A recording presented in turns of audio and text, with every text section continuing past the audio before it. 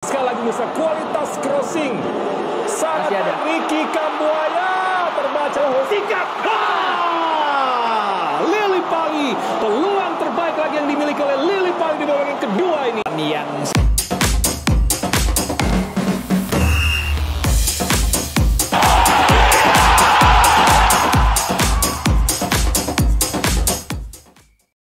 Timnas Indonesia yang masih kesulitan mencetak gol saat menghadapi Lebanon menjadi pekerjaan rumah PSSI dan tim pelatih yang harus dipecahkan. Manajer Timnas Indonesia, Sumarji, mengatakan hasil pertandingan FIFA Matchday melawan Lebanon di Surabaya, Jawa Timur, akan dievaluasi dalam waktu dekat. Skuad Garuda yang tidak mampu mencetak gol meski mendominasi penguasaan bola termasuk persoalan yang akan dibahas dalam evaluasi nanti. Dalam pertandingan menghadapi Lebanon di Stadion Gelora Bung Tomo, Surabaya, 8 September lalu, tim asuhan Patrick Kluivert bermain mendominasi. Namun, sejumlah peluang yang tercipta tidak mampu dioptimalkan menjadi gol hingga laga berakhir dengan skor kacamata. Mengenai persoalan itu, Sumarji memastikan hal itu akan dievaluasi. Kalau ditanya terkait dengan belum bisa terciptanya gol di pertandingan kemarin, tentu itu jadi evaluasi kami, kata Sumarji. Dia menegaskan hal itu menjadi pekerjaan rumah Persatuan Sepak Bola Seluruh Indonesia, PSSI. Bersama tim pelatih. Pekerjaan rumah yang harus bisa kami pecahkan, katanya. Menurut dia, posisi Indonesia dan Lebanon dalam peringkat FIFA berbeda. Lebanon berada di peringkat 104 dan Indonesia menempati peringkat 106.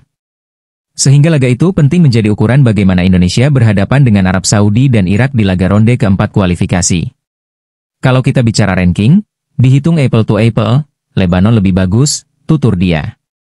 Sebelum berhadapan dengan Lebanon, Yakob Sayuri dan rekan-rekannya mengalahkan Taiwan dengan skor telak 6-0. Satu gol tercipta dari gol bunuh diri, sementara 5 gol lainnya dibuat oleh Jordi Amat, Mark Locke, Eliano Rejders, Ramadan Sananta, dan Sandy Walsh. Taiwan menjadi lawan pengganti Kuwait yang secara mendadak membatalkan kesediaannya menghadapi Indonesia di FIFA Matchday September.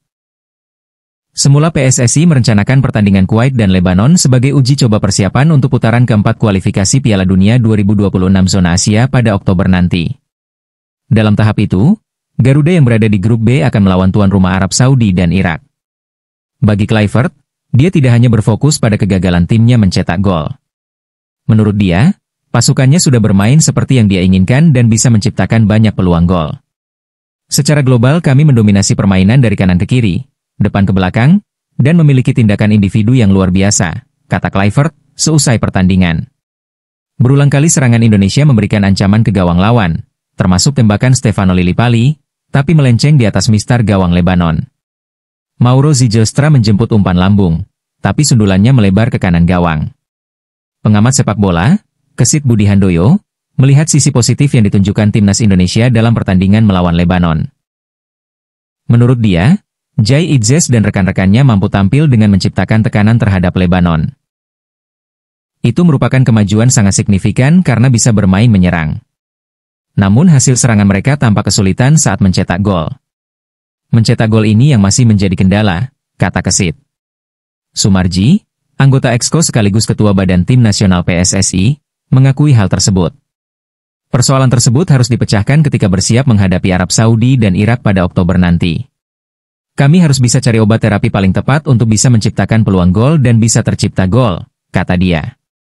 Selama ini, dia mengungkapkan, Kluivert terus memberikan informasi mengenai kelebihan dan kekurangan timnas Indonesia di grup WhatsApp mereka, termasuk apa yang perlu dilakukan pemain ketika dikembalikan ke klub. Selalu sampaikan agar para pemain lebih tahu apa yang harus dilakukan. Karena lawan yang kita hadapi ada Arab dan Irak, ucap dia. Timnas Indonesia harus bisa menjadi juara grup B di putaran keempat kualifikasi untuk bisa lolos ke Piala Dunia 2026 di Amerika Serikat, Kanada, dan Meksiko pada 11 Juni hingga 19 Juli mendatang.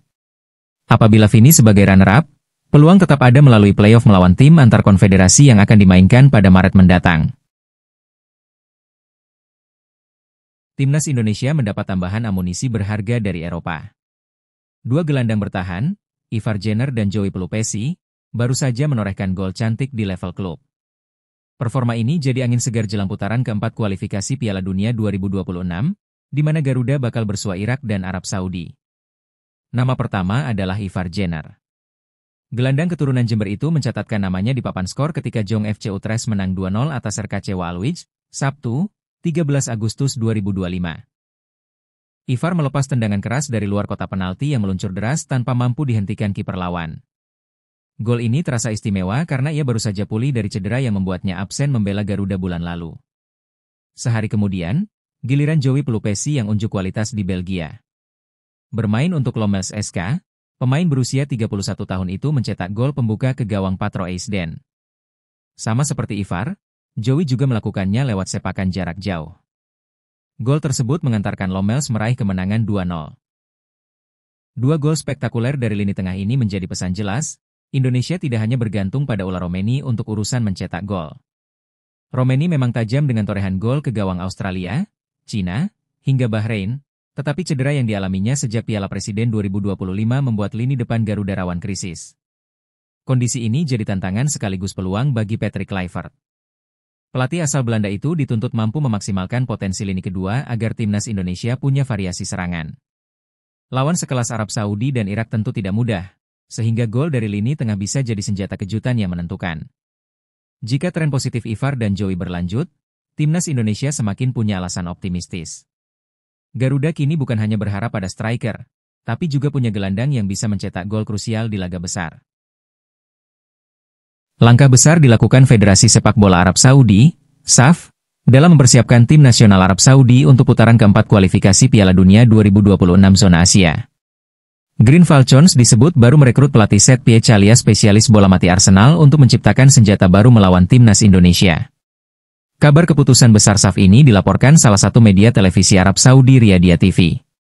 Disebutkan pasukan Hervé Renard menambah staf kepelatihan, yakni merekrut pelatih spesialis bola mati milik Arsenal Nicolas Jover. Pelatih set piece Arsenal Nicolas Jover bergabung dalam pemusatan latihan Arab Saudi yang berlangsung di Ceko, tulis akun X Riyadhah TV. Dia, Jover, akan mendampingi tim dalam pertandingan melawan Indonesia dan Irak, tambah laporan tersebut. Nico Jover bukan sosok sembarangan. Dia termasuk pelatih berkualitas dan terbukti punya kemampuan mumpuni bahkan luar biasa untuk urusan set piece alias bola mati. Bersama Arsenal, Nico Jover sudah membuat The Gunners jadi salah satu tim yang cukup disegani untuk urusan bola mati. Pasalnya, banyak gol yang dicetak kontesan Premier League Inggris itu dari set piece. Sejak Arsenal mendatangkan Nico Jover pada Juli 2021, tim London Utara tersebut mencetak 70 gol dari bola mati dalam 4 musim terakhir. Catatan dan jumlah yang istimewa untuk sebuah tim. Artinya, Arab Saudi bersiap untuk menjadikan set piece sebagai salah satu senjata di putaran keempat kualifikasi Piala Dunia 2026 zona Asia. Timnas Indonesia yang jadi salah satu lawannya pada 8 Oktober 2025, harus waspada.